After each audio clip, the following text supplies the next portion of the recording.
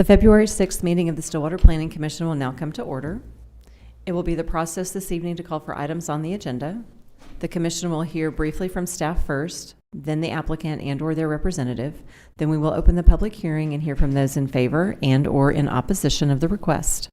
When you come to the podium, please clearly state your name and address for the record. And then before closing the public hearing, both staff, the applicant and/or their representative will be provided an opportunity to respond and provide additional information to answer the questions that have been posed. After all interested parties have spoken, the public hearing will be closed. We will hear closing remarks and then alternatives from staff. So the first item on the agenda this evening under public hearing is MAP Amendment MA 23-07. We'll hear from staff. Good evening, Commissioners. Jackie Porter, City Planner, presenting this item tonight of a map amendment for the property address as 1515 North Boomer Road and 1120 North Husband Street, rezoning from CS and CG to public. Here's an area view of the subject property. One of the properties near the intersection of Franklin and Boomer, and the other's Boomer and Husband-ish. It's down at the bottom. Here's an aerial view. This is part of the school project, so the high school is around it, so a portion of it's to the south of the current location of the high school, and then it's north of the main campus currently. So across the street's an apartments, and then you got Tropical Cafe, and then Boomer Lake's further north. Here's a street view looking north off of Franklin towards the current shopping center. Here's the current zoning map of the subject properties. Public is zoned there in the middle, which is the schools and the elementary and Boomer Lake are all public. The larger parcel CS, the smaller one is the CG parcel. Here's the future land use of the subject property. There's a bit of commercial along Boomer, and then the original parcel that was down below is also projected to be commercial, but public is the majority of the other portion. The applicants are here. Are there any questions for staff? I don't see any. Thank you. Perfect.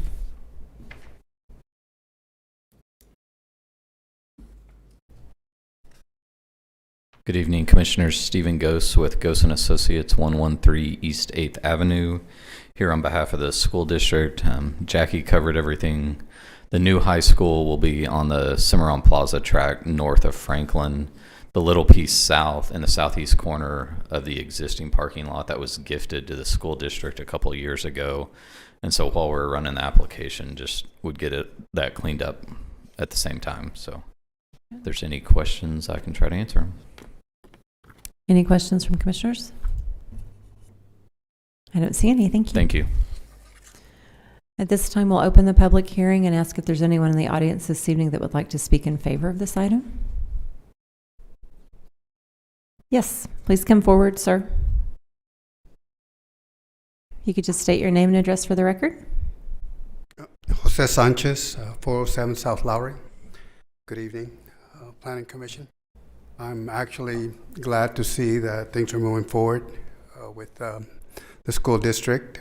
There is some concerns that I do have. I have some property over there. I'm sure you probably remember me from last year getting a specific use permit for a dispensary out there, and there was some concern about that. At the time, I felt it was decisions were made on not necessarily facts at the time, but we've moved past that. My concerns right now is the access. You know, you have limited roads to that area, and we already have an issue on Boomer Street with things backing up quite a bit there. So it might be a little bit premature, but it's one of my concerns there that there's going to be a lot more traffic in the future for that, and I'm not sure how that's going to be addressed. My other concern is the infrastructure. There's problems with the low level and sewage area in the area already, and Stillwater Creek running through there catches a lot of debris and a lot of trash in that area, and so the cleanup and the issues that are going to happen there with the added congestion, it's also a concern.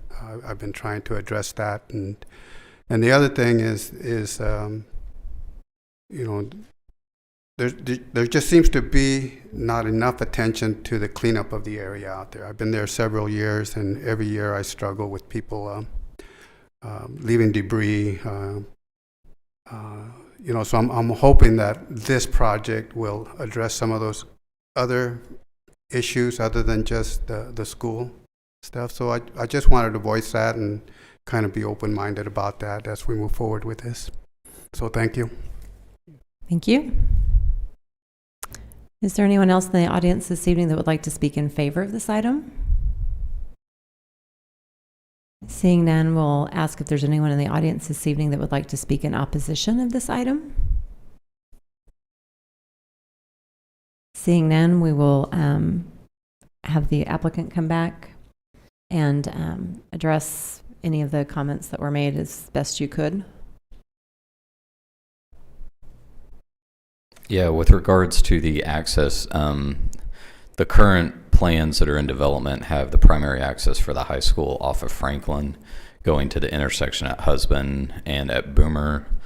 The current drive that goes down the hill off of Boomer will be removed as part of this project, and there is a traffic impact analysis currently being prepared on the property. They had to wait till the Husband Street Bridge got opened back up and some of the work on Perkins Road for traffic to stabilize, but those counts were occurring last month, and I think they may be counting again one time this month when one of the schools is in session, OSU's in session, and the high school's out, or vice versa, just to look at what traffic is being generated specifically for the high school.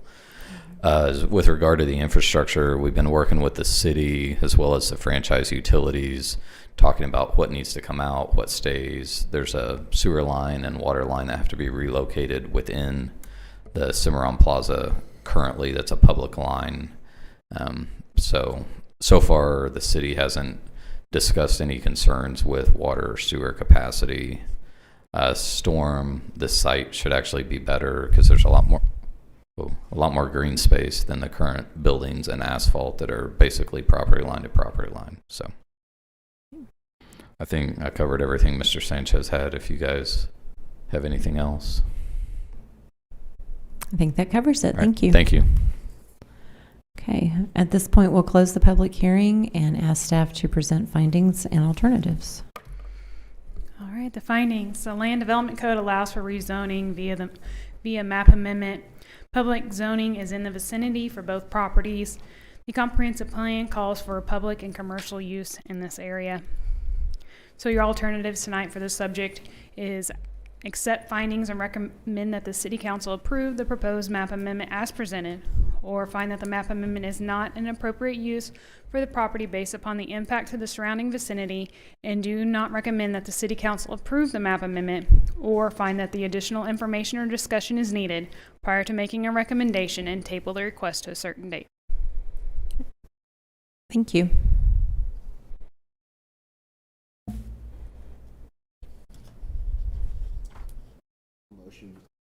You to turn it on. Yep. Down.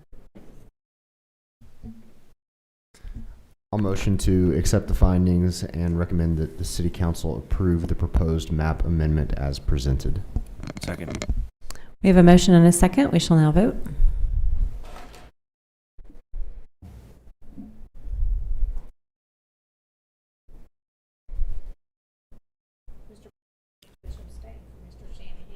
Oh. There we go.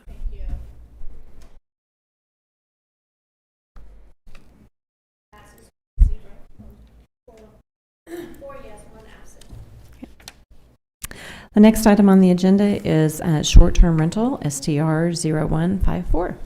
We will hear from staff.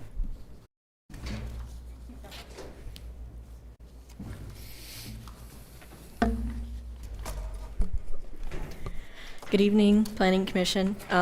As stated, this is an application for a short-term rental license, and my name is Diana Hood. I'm the associate planner. This is a request for the property addressed as 1116 North Sunnybrook Drive. Here's an area map for your reference. It is located near the intersection of Sunnybrook and Manning.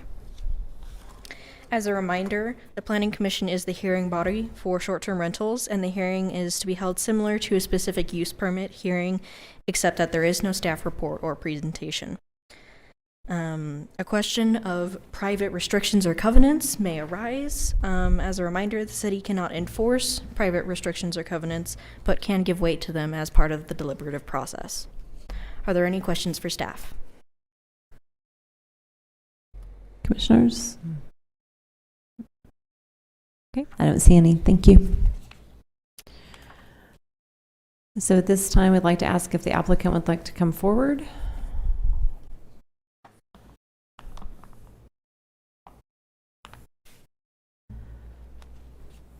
Good evening again, Commissioners.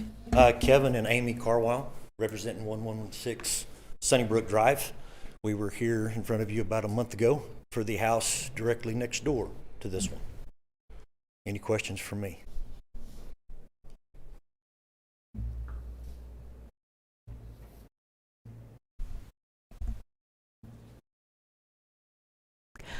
I'll go ahead and jump in. I think probably just kind of similar questions that we asked on the other property. If you could just tell us a little bit about maybe some of the procedures that you would have in place. You know, is it do you allow a single night stay? Is there an age minimum?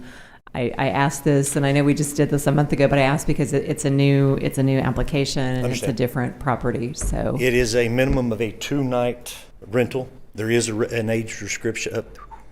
An age restriction. It's 21 or older.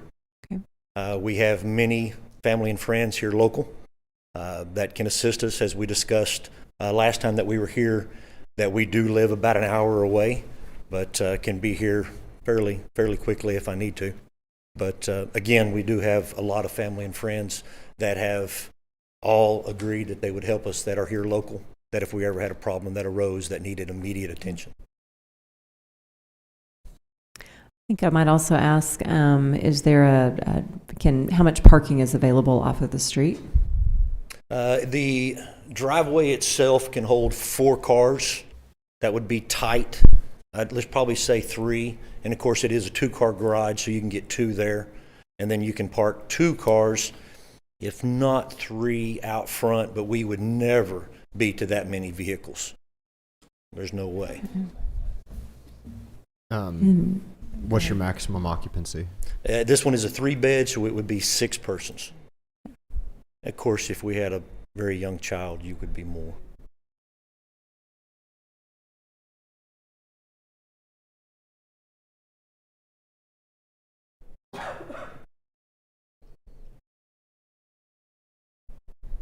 Other questions?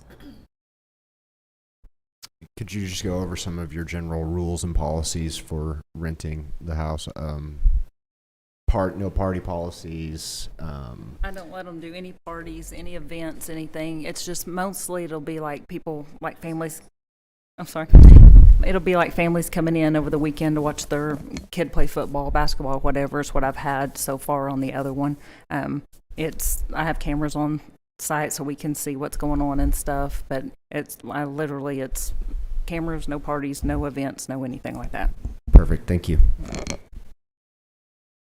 You might have already answered this. I'm sorry if you did, but did you have a distance requirement? You have to be so far away from the home before you could rent it?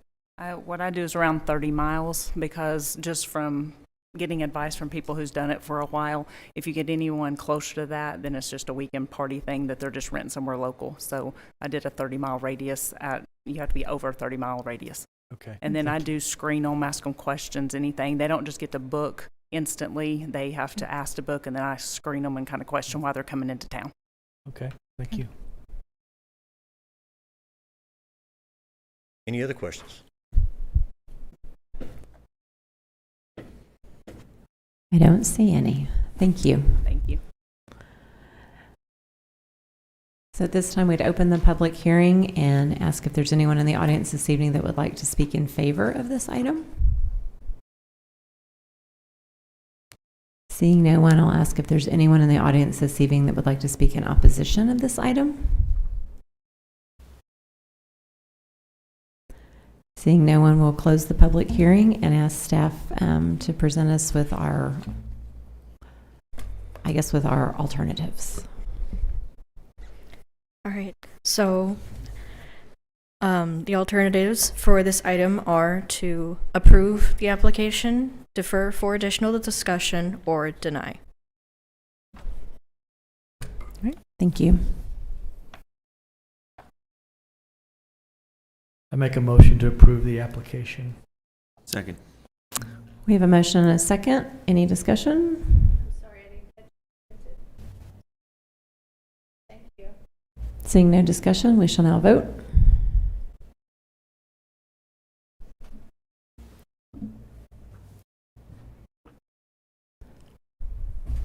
Motion passes 4 yes, 1 abstain.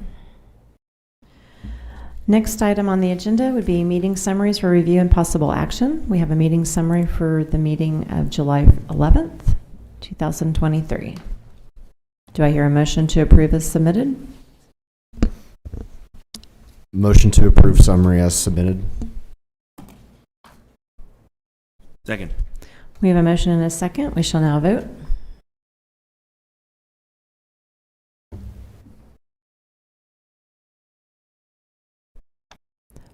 Motion passes 4, 1 abstain.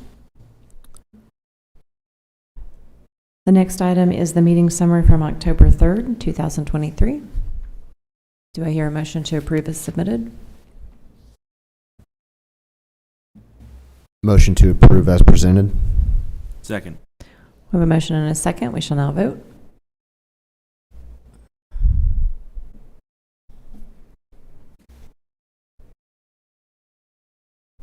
Motion passes 4 with 1 abstain. The next item is the regular meeting summary of October 17th, 2023. Do I hear a motion to approve as submitted? Motion to approve as submitted. Second. We have a motion and a second. We shall now vote.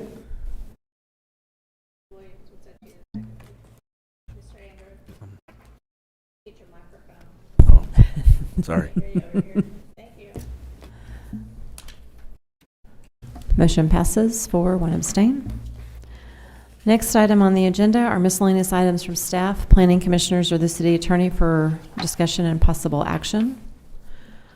The first item listed is that the next regular meeting is Tuesday, February 13th. There are no items for that meeting. Okay. All right. We don't have any items, but we are having our comprehensive 2040 open house. This is our launch for the comprehensive plan that we'll be working on for about 1.5 years. So we encourage everybody in the public to join us. It's the 13th at 5 to 6:30. So if you have any further questions, staff will be At the community center. Yes, at the community center and the Lowry Center, and we'll be there. We'll have tables. It'll be a charrette kind of set up for activities and information gathering. So that's all I have. All right.